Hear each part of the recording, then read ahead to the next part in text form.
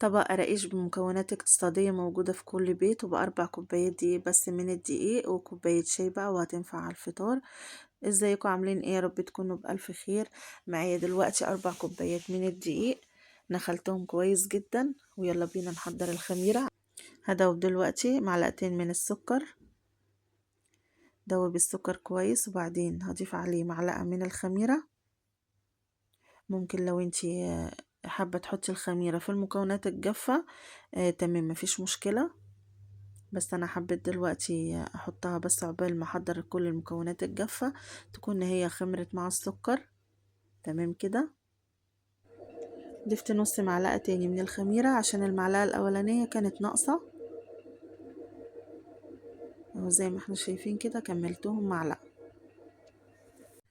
وكده حضرنا الخميرة، وهنسيبها دلوقتي ونغطيها على جنب لغاية بقى ما نحضر حاجتنا كلها. تمام كده. خلاص كده بقى هسيب الخميرة، ويلا بينا بقى نشوف هنضيف ايه على الدقيق. هضيف حوالي نص معلقة من البيكنج باودر او اقل كمان، علشان كمية الدقيق دي صغيرة، يعني حوالي 4 كوبايات بس من الدقيق زي ما قلت، فما تحاوليش برضو تكتري البيكنج باودر علشان القراقيش معاكي ما تبقاش طرية. وضيفي 3 معالق من السمسم،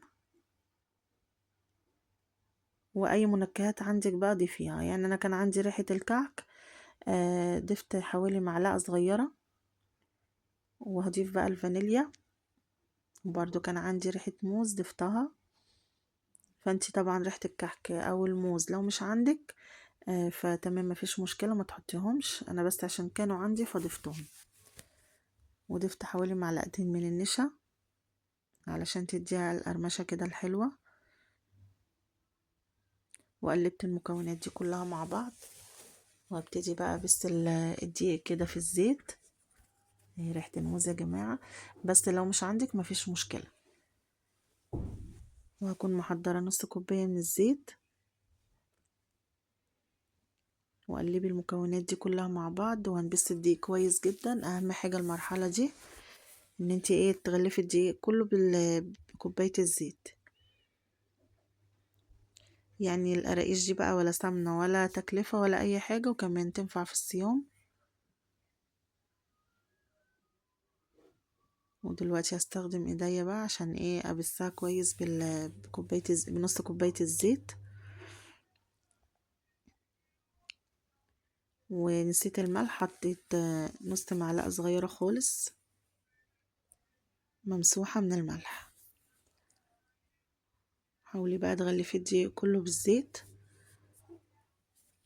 خدي كده حوالي 10 دقايق، يعني ادي الدقيق كده حقه وانتي بتغلفيه كده في الزيت. هي ديت الخطوة دي بتخلي القراقيش ناعمة جدا وجميلة.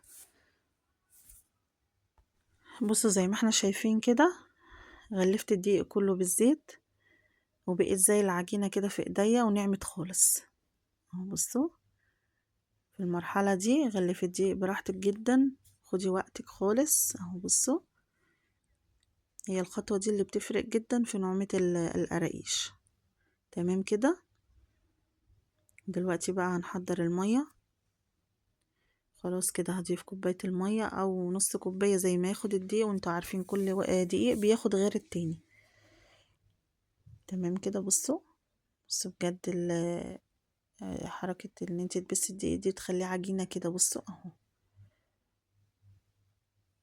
الدقيق كله كده دخله الزيت بالطريقة دي. خلاص كده بقى الخميرة اهي تمام كده. بصوا طالما عملت الفقاعات دي كده يبقى انا ايه هستخدمها. هضيف دلوقتي الخميرة،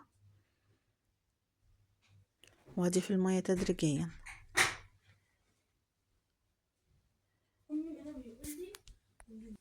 واهم حاجة ان احنا ما نعجنهاش، لو عجنتيها هتربي لها عرق وهتبقى زي القرص.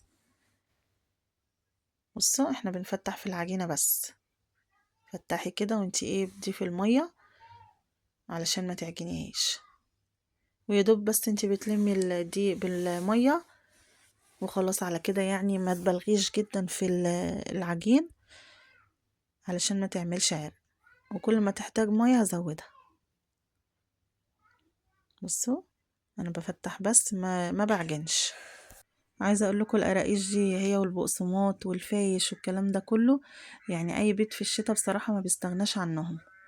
فانتي بدل بقى ما تروحي تجيبهم من الفرن تعمليهم في بيتك، فرحي الاولاد بيهم. يعني الاولاد بصراحه بيفرحوا بيوم العجين ده، بيبقى يوم حلو جدا. يعني عايزه اقول لكم اخواتنا في الصعيد دايما تخش تلاقي الخير عندهم. تلاقي فايش طول الشتاء، تلاقي بسكويت. يعني بصراحة أحسن من عندنا، احنا بنكسل ساعات كتير، لكن هم على طول بيقوموا من الفجر ويعملوا الحاجات الجميلة دي. فبيتهم على طول بصراحة بتلاقيه مليان بالخير كده. بصوا وادي العجينة اهي بعد ما خلصت وبقت جميلة جدا. دلوقتي احنا هنختبرها زي ما بنختبر الكحك بالظبط. امسكي بقى قطعة كده وقطعيها، شوفي هتقطع ولا هتمط. اهي كده قطعت تمام كده.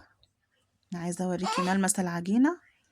بصوا يعني لو شققت معاكي بتبقى عايزة ايه، حبة مية صغيرين خالص كده. انا اضيف لها شوية مية صغيرين خالص. هي كويسة وكل حاجة، بس ايه ناقصها معلقتين من المية.